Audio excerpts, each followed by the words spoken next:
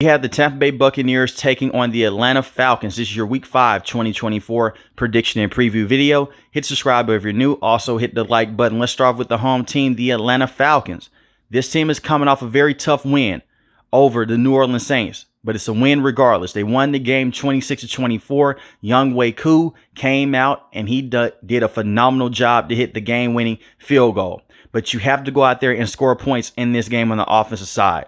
It has been a tough sledding for the offense of the Atlanta Falcons. Coach Robinson, this is his first year calling plays. He has to do a better job. Last week against the Saints, they did have a pass. They went for a touchdown. It was a screen play, but they called it back due to offensive holding. They have to dumb down those penalties, and they have to do more than just run screens in this game against the Tampa Bay Buccaneers. The Buccaneers are red hot right now. Yes, they have a loss in the season, but I'll talk more about that when I talk about the Tampa Bay Buccaneers side of things. When I look at the Atlanta Falcons, you have to start out red hot. You have to get things going. And you cannot punt the football if you're halfway across the field and it's 4th and 2 or 4th and 3. Just go for it. Have faith in Kirk Cousins. You paid him all this money for a reason. You have two very good running backs in Bijan Robinson and Tyler Algier. This is the game to where you have to give Tyler Algier the football up the middle. He's a more physical running back, while Bijan Robinson is more explosive. Get Bijan Robinson the football in the receiving game. You can get him the ball on third downs as well, but feed Tyler Algier and find a way to get Kyle Pitts the football. Do not force him the football. Last week, he did little to nothing against the Saints.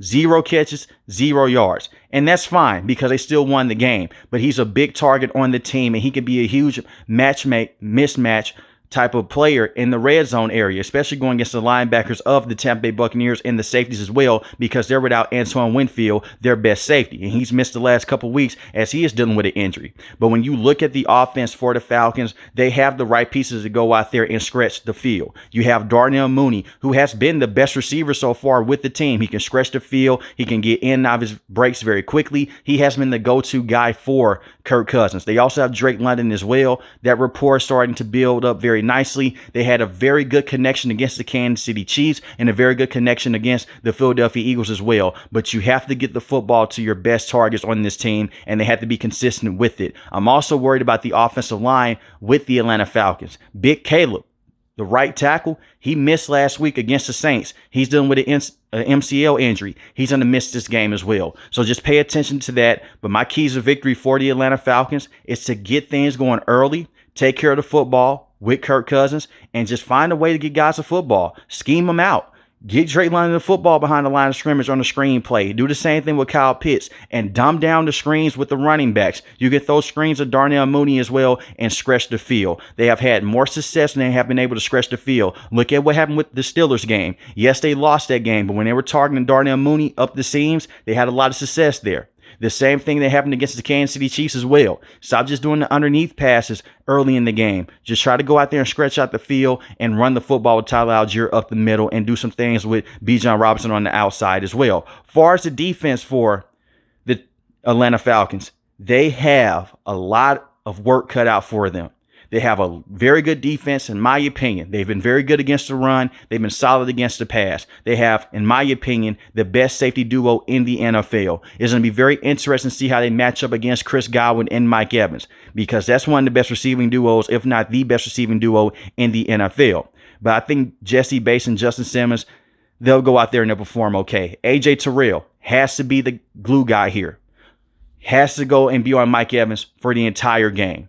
I do have a lot of faith in their number 2 cornerback in Mike Hughes. I think that he will match up very well with Chris Godwin with safety help over top, but they have to find a way to slow down Mike Evans. This is a tricky thing with the Tampa Bay Buccaneers.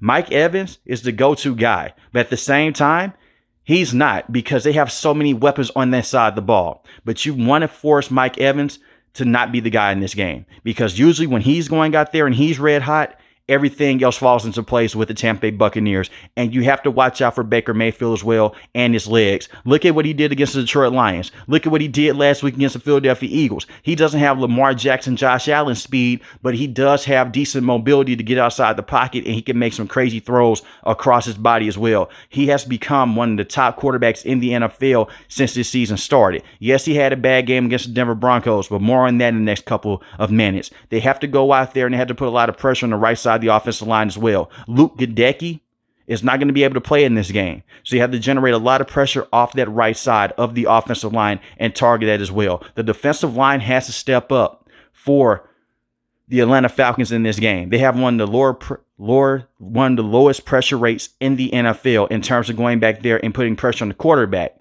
But they have been able to go back there and put a lot of pressure on the quarterback over the last couple of games, especially against the Kansas City Chiefs and the New Orleans Saints, because Raheem Morris is setting up blitzes. But you have to be very careful with that because of the wide receiving weapons that the Buccaneers do have. But you want to put that pressure on Baker Mayfield. Is going to come down to stopping the run game as well. For the first time in a very long time, the Tampa Bay Buccaneers have a consistent run game with Bucky Irvin and Rashard White. But you look at the defensive line of the Falcons, they have two very good defensive tackles. You have Grady Jarrett. You also have David Onyemata as well. Be on the lookout for Caden Ellis and Lorenzo Carter in this game to go out there and be the guys that could possibly lead this team in total tackles. Now let's talk about the Tampa Bay Buccaneers. This team has been red hot, and they're flying underneath the radar.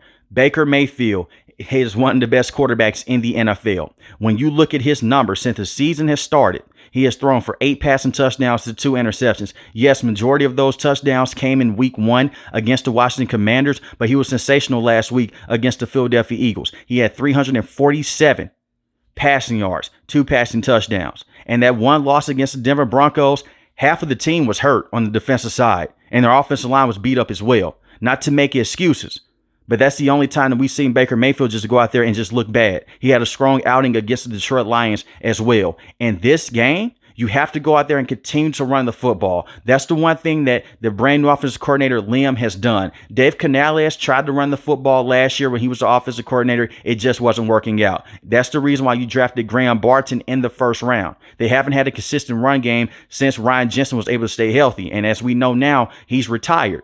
But we look at what they were able to do last week against the Philadelphia Eagles, and they have a very good defensive front. Both running backs have 49 rushing yards each, but Bucky Irving has been more explosive coming out of that backfield. Feed him the football, especially on some toss plays as well. He's more explosive than Rashard White, and Rashard White is a very good running back in his own right as well. You have those big receiving weapons in Mike Evans and Chris Godwin. Like I mentioned before, you want to slow down Mike Evans, but at the same time, when you look at this Tampa Bay Buccaneers team, they have so many weapons that can go out there and they can get you. Mike Evans last week had 94 receiving yards, 1 receiving touchdown. Chris Godwin, 69 receiving yards last week. Cade Otton, 52 receiving yards last week. Sterling Shepard, 51 receiving yards last week. They have weapons, and this is just not a one-game occurrence. They have been able to do this in every single game this season, and they're dealing with injuries on the offensive side as well. When you talk about guys like Luke Gadecki and also some hurt wide receivers, Trey Palmer is going to miss this game. He is dealing with a concussion. You also look at Jalen as well, was a very good wide receiver in week 1. He's going to be out for this game. He's dealing with a hamstring injury, and they still have weapons. So go out there, take care of the football, run the football to play complementary football with Baker Mayfield. It just comes down to offensive line protection. If they can give Baker Mayfield enough time in the pocket, he has shown more than enough in the past that he can stretch the field with the weapons that he has and the weapons that he was blessed with the Tampa Bay Buccaneers. But so far, this is a team that's one of the most dangerous teams in the NFL. And the same with the Atlanta Falcons as well. Their offense just has to get things going into the right direction. When I look at the defense for Tampa Bay Buccaneers, I am concerned here. They had a good outing last week against the Philadelphia Eagles. They did not look so bright against the Denver Broncos, but half of the defense was injured. Their defense is still dealing with injuries. Kalijah Kancey is listed as out for this game. He hasn't played a single snap this season. I'm worried about him long term. But when you look at Vita Vea, one of the best defensive linemen in the NFL, he's phenomenal. Go out there and put the pressure on Kirk Cousins. That's the key in this game. Make him get outside the pocket. Kirk Cousins is not the same quarterback that he was a year ago with the Minnesota Vikings before he tore that Achilles injury. He is having problems with his mobility. So go out there and put a lot of pressure on him. And this is the one thing with the Tampa Bay Buccaneers. Todd Bowles, he loves to blitz. He did it last week against Jalen Hurts. He did it against Bo Nix. He did it against Jared Goff. That's in his nature. And he did it last year as well.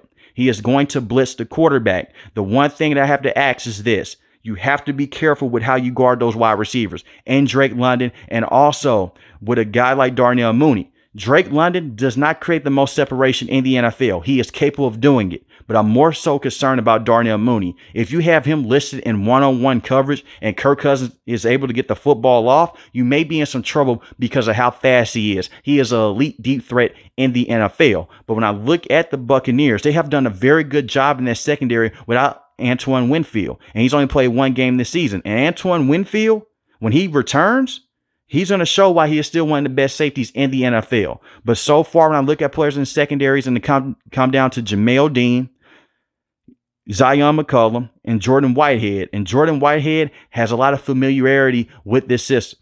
He has been coached up by Todd Bowles for the majority of his career, with the exception of last season. But when I look at this game, it's going to be a very interesting game. It's an NFC South game. The Atlanta Falcons have been in every single game this season. They don't get blown out. When they lost against the Steelers in week 1, it was by all field goals.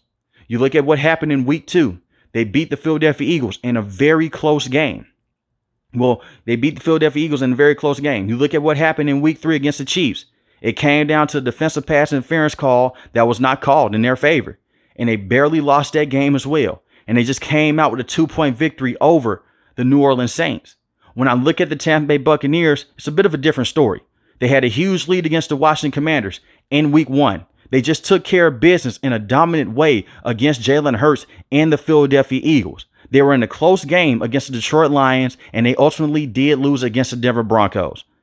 I am taking the Tampa Bay Buccaneers to win this game, and it's going to be close. I have the Buccaneers winning this game 28-20. But let me know in the comment section below, who do you have winning this game? The Tampa Bay Buccaneers or the Atlanta Falcons? If you're new to the channel, hit the subscribe button. If you like the video, hit the like button. Most importantly, want each and every last one of you guys stay safe, stay positive. Thanks for watching the video, guys. God bless.